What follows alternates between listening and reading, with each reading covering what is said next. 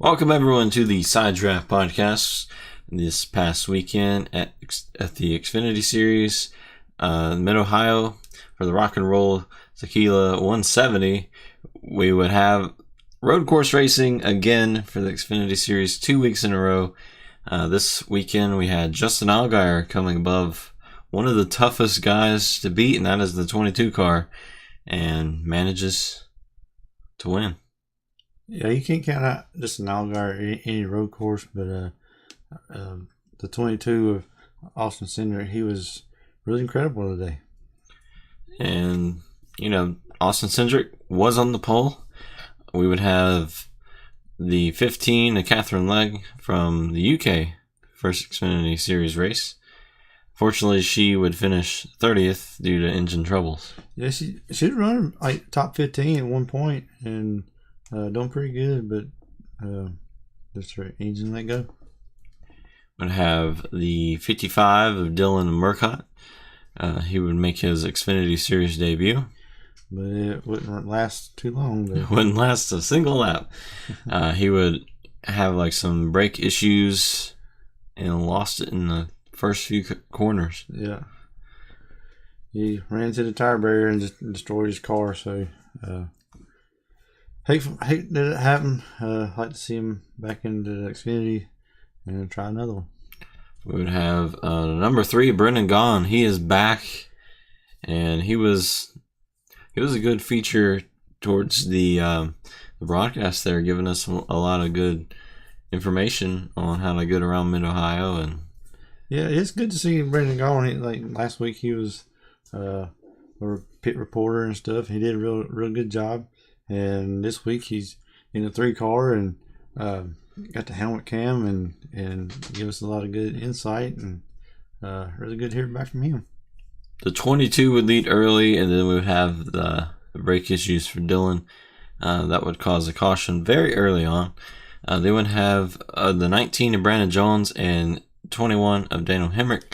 They're battling for 8th, but Jones goes off the track. He would lose a ton of spots. He was just sitting in the track, spun around, no caution, very costly for him. Yeah, it went to the rear of the field then. So then by the end of the stage with 5 to go, they started doing some pit strategy.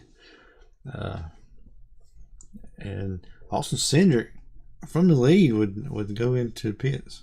Yeah, they do that so like when the stage caution comes out and they can lead again, don't have to really battle anybody trying to do any of that strategy. But yeah, I don't think they really that team ain't really trying to get stage points. They're just trying to get wins. Yeah. And we'd have Justin Allgaier, Brandon Jones battle in the last laps of the stage. And yes, you heard that right, Brandon Jones. Brandon Jones was a lapped car. He's trying to get his lap back. So Allgaier was fighting a back marker. I ain't gonna let you get it. So I don't know if Allgaier knew that was a back marker, or if he was just wanting to be like, yeah, you're not getting your lap back, bro. I'm gonna go. But he's trying to be like a Ryan Newman. I ain't gonna let nobody pass me. Yeah. So Allgaier didn't let Jones get his lap back. Allgaier would win the stage. Second would be Elliott Sadler. Then we'd have Ryan Truex and the Ford Ross Chastain. Yeah, it's a good finish for Ross Chastain. He's right above the cutoff in the points, so that's really good for that team. Stage 2 would then commence. We'd have Austin Cindric leading again. He would just get these amazing restarts. Yeah, he just shoot out like a cannon. A really amazing car. 3 and 4 wide. No, this is not Daytona. It is Mid-Ohio, a road course. Into turn 1, Allgaier would go off track, and he would go back to 19th. Yeah, he just ran out of room, and he was just doing like the Luke Bryan song was, kicking the dust up, Number 39, Ryan Sieg, lap 30 caution for being slow on the track. Really unfortunate for Ryan Sieg. That team's really trying hard. The underdog team of the Xfinity Series, they're right there. It's just, yeah, I believe he had engine troubles or some kind of issue. Yeah, which is something we saw a lot for some of these guys this weekend. Austin Cindric again leading the restart. They would have the 60 car of Chase Briscoe. He got spun around, but no caution, and I really think this car is cursed. Yeah. Somehow, some way, the car has some sort of issue or something happened. Yeah, I believe a wheel hopped or something in there and spun around, and I believe was it number 8, or somebody just took off the whole back side of his car. So Yeah. Briscoe got turned by the 61, and then another car came up and just took out his back end. And really, you need that, but it's not as needed as the front bumper. So yeah, it's really good for Xfinity to have these cars. They're all manufactured and stuff, so they just took the whole back end and bumper and all and just put it back on the car. Yeah. So after that, Brandon Jones would go off the track again. So he was just having a bad day, just couldn't get the hang of this track, mowing the grass.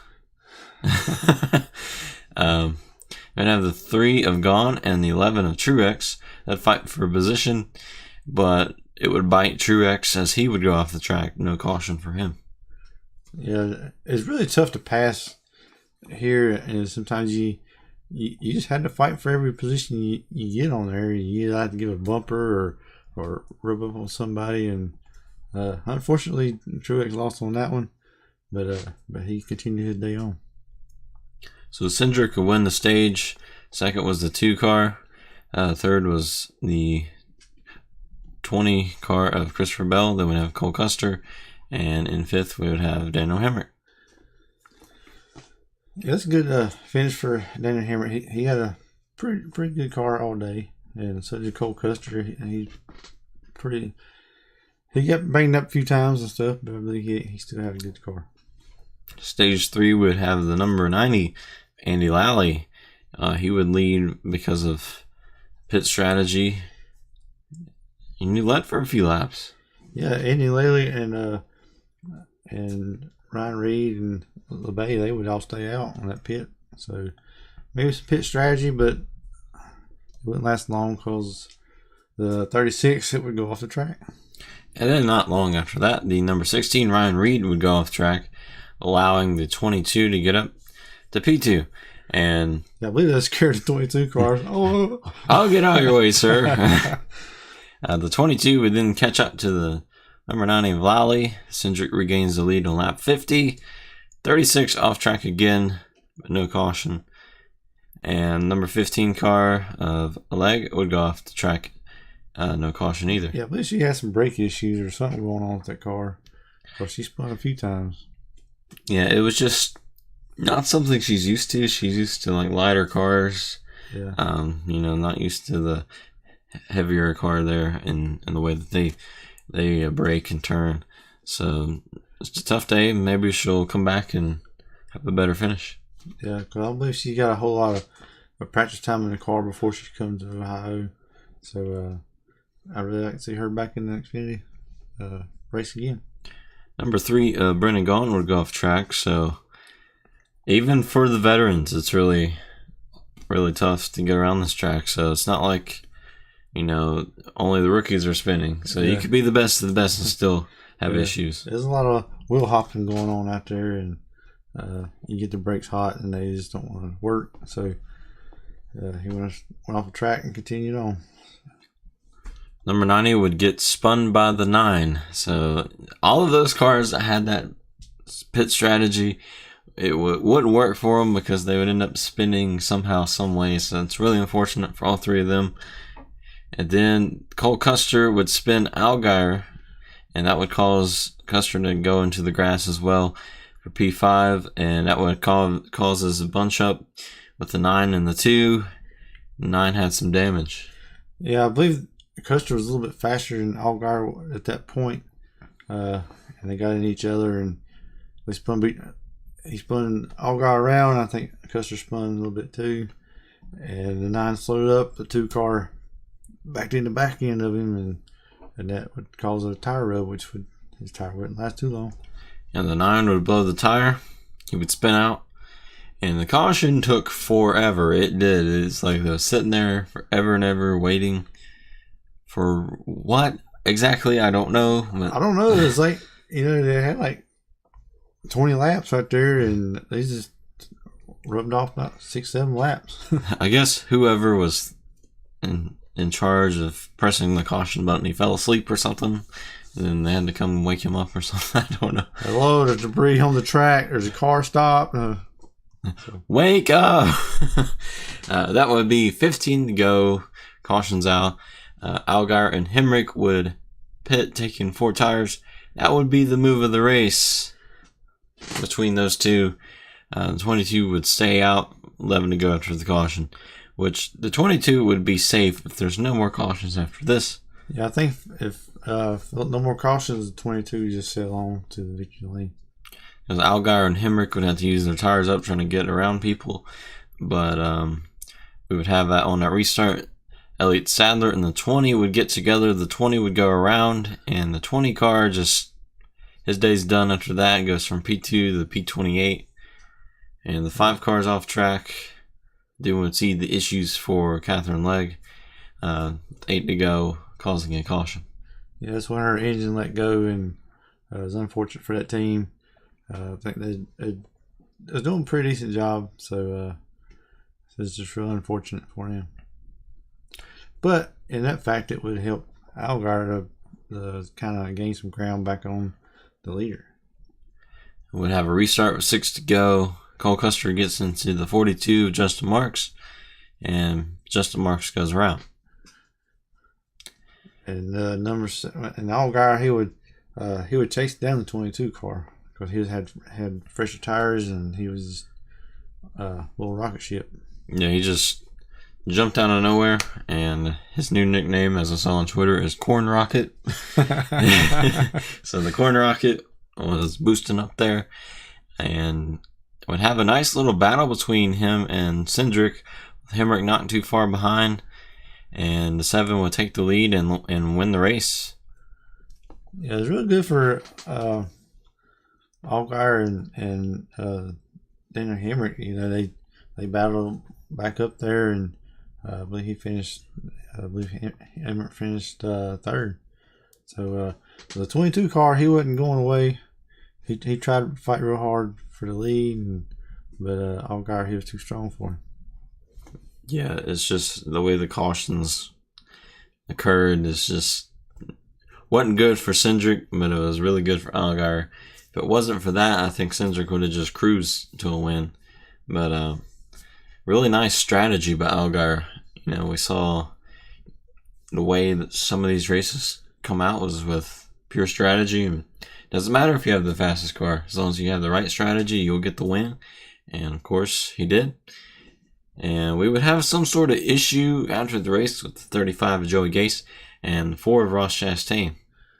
Yeah, for some reason they would have words after the race. I mean, I wasn't sure what all happened in the race. I know that Ross Chastain had spun Joey Gase around. I ain't sure what all worked up to that because we didn't really show what was going on between them. But Ross Chastain really can't have any issues right now because, any penalties or losing points. I mean, he's right there at the cutoff. I mean, yeah, he needs to keep his nose clean. And especially going in, we have like Bristol, Darlington, all those races left before the playoffs. You don't want a guy that spins you out every race after that. And plus, if he does wreck you on purpose, it gives you a penalty as well. So, yeah, I believe he ain't, about 40-some points, 49 points? Yeah, so he needs to have good finishes. He's not safe whatsoever. He's about like 11 points away from being a full race safe. So he's got some work to do to stay above that cutoff line. But our picks did very well, I would say. Yeah, I think we did pretty well on these picks. There for a while, with the up and down day that Allgaier had, we weren't real sure. And then Hemrick, he had an up and down day too. So. Yeah, I was saying there for a while. I picked the wrong day to not pick the 22, but then it ended up working for me anyway. I would have, my pick was Justin Allgaier, his pick was Daniel Hemrick and finished in the top 3. Yeah, that's good. That's some good picking there. So, I guess so we planned it that way. It's funny because like whoever we pick is on the same strategy. On they just run side by side, side by side, like the side draft. So next weekend is Bristol. Of course, that could cause some drama. We normally see some tempers flaring there, but no Cup guys. I don't believe there might be, but no Cup guys as I know of. But we'll just have to see which Cup guys actually end up being in there. Don't believe Kyle Busch has any more starts though, so don't think we'll be seeing a sweep there, but we might. So who's your pick for Bristol? That's gonna be a tough one. I'm going for. He's already won a few times, so I'm going to go for Christopher Bale. See, I think he's going to have a strong car because Joe Gibbs, they usually run well at Bristol. I'm going to go with the 0-0, 0-0 of Cole Custer. I think he is hungry for a win. Hadn't got the first win so far this season, but I think Bristol's a good place for him. We'll see how that turns out. And we'll see you next week for Bristol. But before that, can you find Dale Jr. in the thumbnail? If you can, we'll give you a shout out next week. In next week's video, he is very well hidden in there. Yeah, we started doing this hiding Dale in the thumbnails. He's kind of what's inspired doing the podcast, and I've always been a big Dale Jr. fan. So look real carefully and see if you can find Dale and let us know where he's at. All right, we'll see you next week for Bristol.